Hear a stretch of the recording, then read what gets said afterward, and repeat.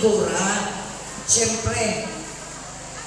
O, wapa si Honorable Jositan, maayo po niya siya siguro mag-intermission. So, tawagon tatro.